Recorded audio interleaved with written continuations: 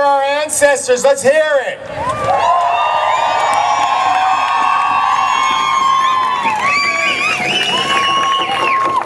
And we come here to acknowledge those ones that came before us and went through these hard times of residential school and 60 Scoop and these other unimaginable things, and they're still with us today, and to teach us and to show us and remind us. Give them a big round.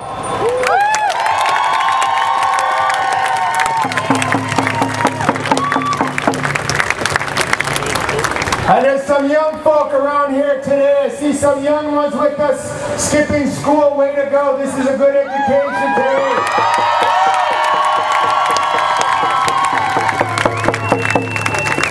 And look around to all these young people, your children, your grandchildren. My granddaughters are here today. Look around to all those young people that are here. Look at all those babies. Think of all those babies that are home that you're representing today. And think of them and why we're gathered here today. This is their medicine for them. And give it up for our young people. Give it up for them.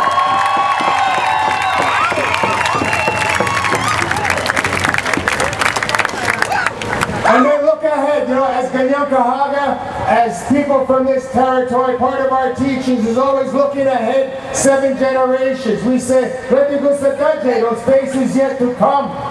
We all have that. We're the middle generation. We're responsible for those faces yet to come.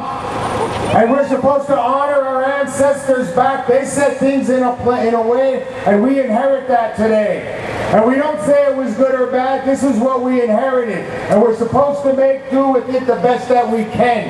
And if it's not good, we're responsible to change it for the better because of those generations yet to come. So give up that love for those future generations.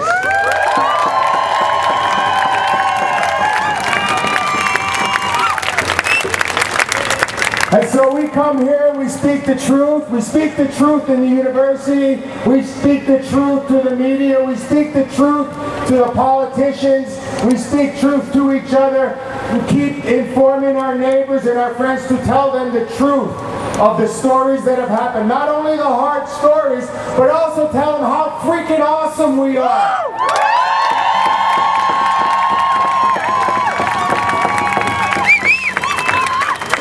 And educate them about the land, about Mother Earth and about the waters, and educate them about our relatives that we share the earth with, and educate them about those trees and those plants and all that food and medicine that we have to eat. Educate them about that. Educate them about our sky-world relations and the power of the sun and the power of Grandmother Moon and all our relatives. Teach them about that because they don't know. And when they know and they understand, their thinking changes. Because then they realize that they're part of the circle. We remember we're part of a circle. We're not on top of a pyramid. We don't rule over each other. We don't rule over Mother Earth. We don't rule over all the things that grow. We respect that. That's our responsibility.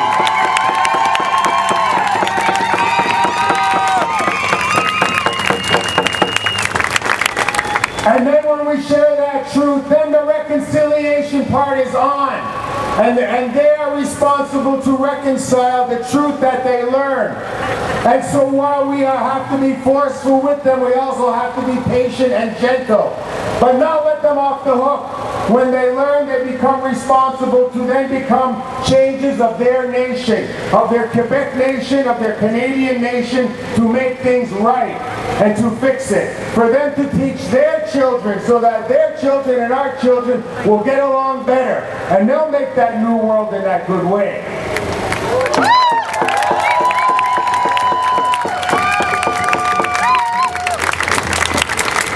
And so we continue every day, and on this day and on days to come, in that spirit of remembering those that passed before us, that gave those great sacrifices of their journey. And they gave up their lives, they gave up their language, they gave up their cultures and all, as lessons for us today to take it and make it better, so that we say, and never again, this will never happen again to any of our children. We make a change, and it's got to start today. And when we see things happening, you got to fix it right away. You have to call it out. Don't be scared.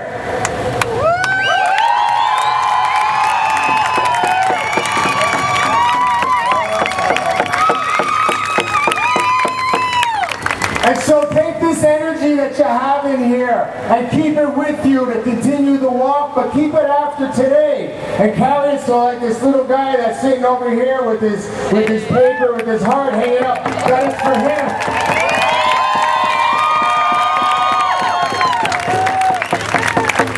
It's for my granddaughters, and they're now an auntie, so I got a great grandchild now. Our lives are different. We have more responsibility. We all have that. Honor and love the children. Honor and love each other, but also us reconciling with our own crap and turning away from the stuff that poisons us.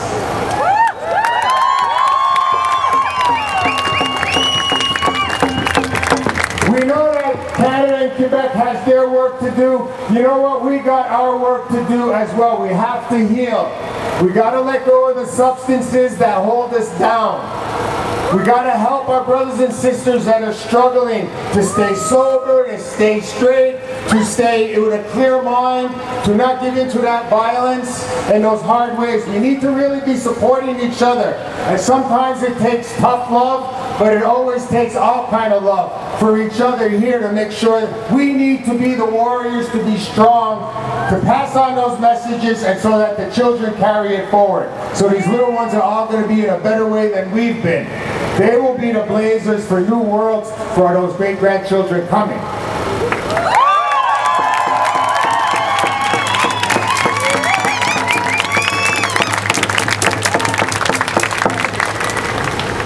Okay, so I'm gonna. So now I'll go for your time. Thank you. I'm going to introduce our sister from Ganawage, Gasanaho, Sky to also come and share her words. Miigwech, Nyaogo, merci everyone. You keep that spirit alive 24/7 going forward. Nyaogo,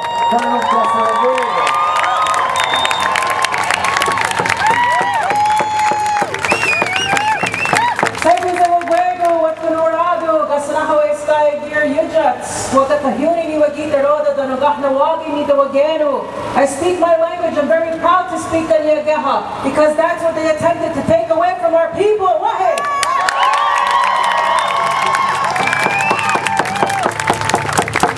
I always feel so energized when I come to this march and seeing all of you here because we all know what this country did to our people. It was an attempted genocide, but they didn't succeed because look at all these beautiful brown faces in this crowd.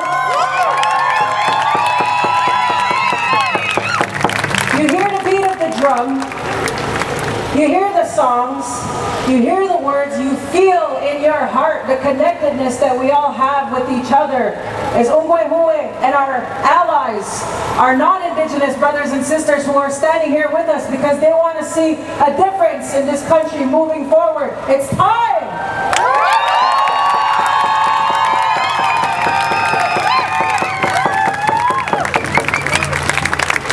I served my community for 15 years in the political body of the Mohawk Council of Ganawage. Heard a lot of promises, a lot of words, but a lot of times the actions that the governments say they're going to do does not follow up. Our children deserve so much more.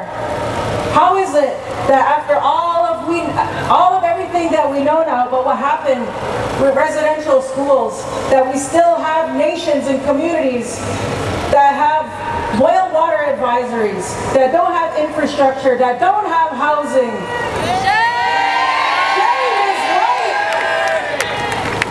We have to do something. We have to get them off of their feet to make some real substantive changes to our nations, to our communities, because this country is rich with resources and it shouldn't be like this in 2024. Our people have been through so much. This residential school experience was one thing. The Indian Act was another thing. Look at now. Bill 14, Law 14, Bill 96. They still want to take our language away. It's BS!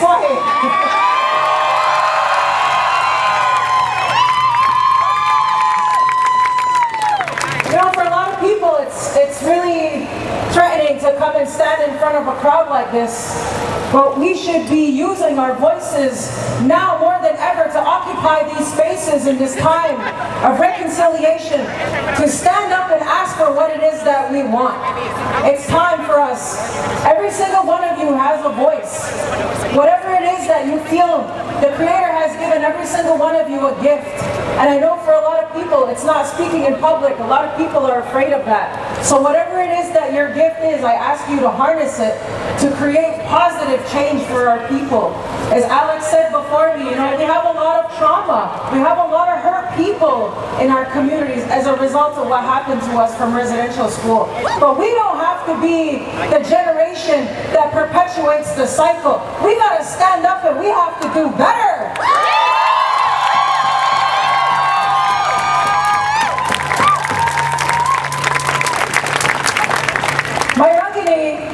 Kevin Benasohadir did the opening words for you today at the monument.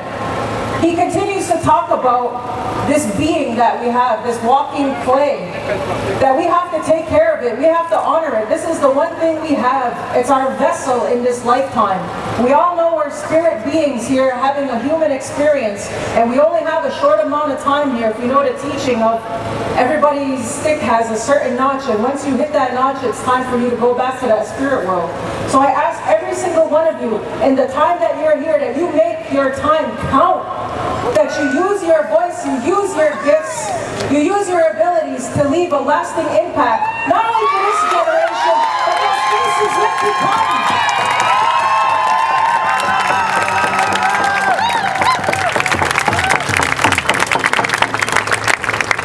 If we understand the creation story, if we understand the Honda Gariwadakwa,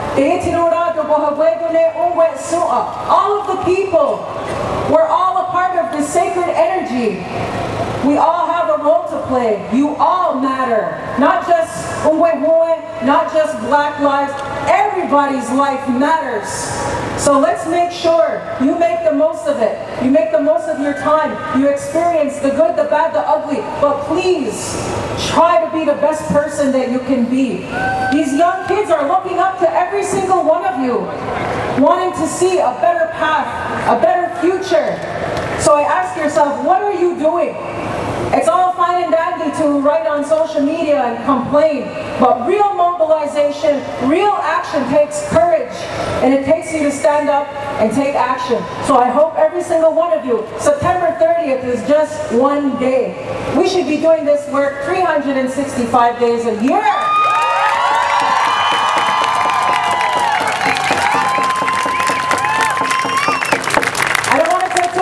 I know we have more people who want to speak. I hope my words resonated with you. I hope you felt it in your heart. This is one beat, all of us. We're all in this together. So I love all of you. Have a great day and stay strong.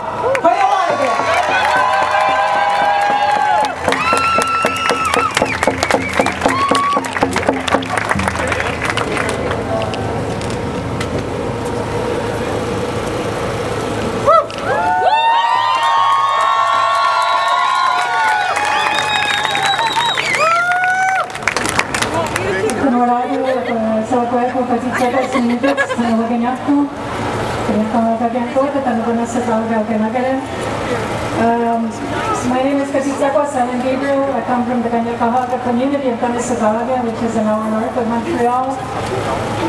Thank you to all the words that have been said today to commemorate all those children who never came home, who were kidnapped by the RCMP, murdered by priests, nuns, and whoever was in the care at the Indian residential schools.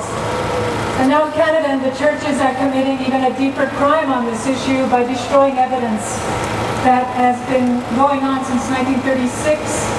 Canada has been regularly purging all the records of what has happened in the Indian residential school. This is an erasure of our people, an erasure of our existence and our presence on Turtle Island. Nobody wants to talk about Canada's genocide against Indigenous people because it's much easier to point the fingers at something that's not happening in your own backyard than it is to deal with the issues that are in the country that you are living in. The blood that was shed, the children that were killed, the numerous people that have died fighting for their human rights. In Canada, one of the supposed supposedly the biggest countries in the world, a defender of human rights, which is a lie. The International Court of Justice refuses to investigate Canada because all the crimes it has to be from July 2002. But Canada has been destroying the evidence. Canada has been complicit directly, this government, complicit with the history of the past genocides that have been continued and perpetrated against Indigenous people. They are the criminals, they are the terrorists, and you as their constituents need to change that.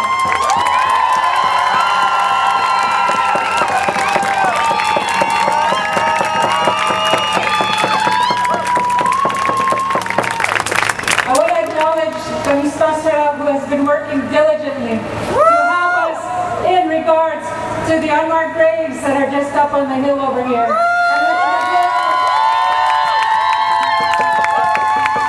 This university has tried to hide the evidence and the truth about it.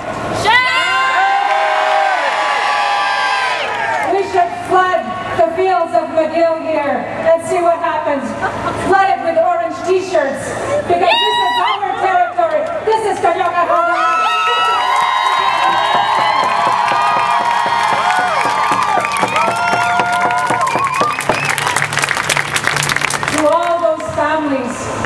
Who do not have closure for the children that never came home. My thoughts and my prayers are with you all. To all those families of Indigenous peoples, and every single Indigenous people has felt the pain of genocide, the multi-generational trauma of genocide. And so I'm here to lift you up as well, that we can get past this injustice and get the criminals and perpetrators who committed crimes against humanity under the auspices of Canada's laws, under the auspices of every province's territory. They are the criminals and should be prosecuted for continuing this crime against Indigenous children.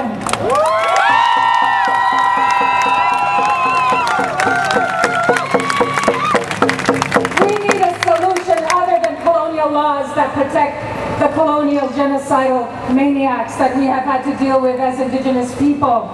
We must have an Indigenous-led solution to look into all these unmarked graves, who are the perpetrators, and bring them to justice. Because right now, we can't even do that. We are left with being a footnote in history in your children's curriculum. And we are not footnotes in history. We are human beings with the right to self-determination, the right for human rights, and the right to live freely.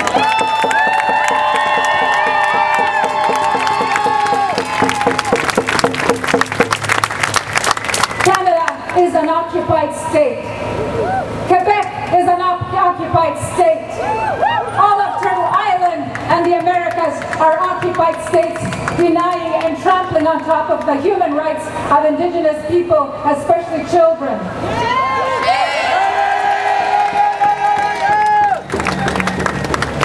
And Alex reminded me of something that I've heard in the last year.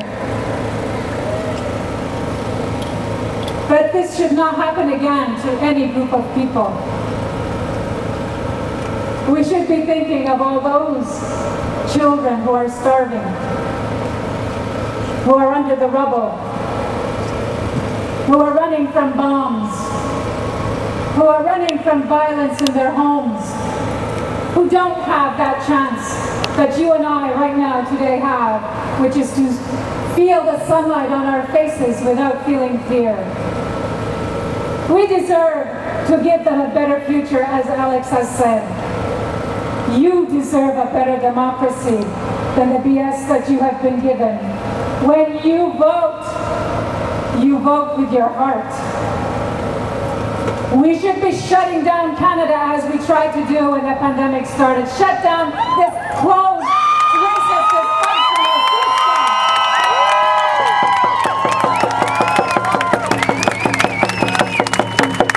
Because your child and our children should have a better future and living in peace and security than the Indigenous children have felt under the Indian residential school, under the day schools, and the current system that denies us our languages to be taught to our children.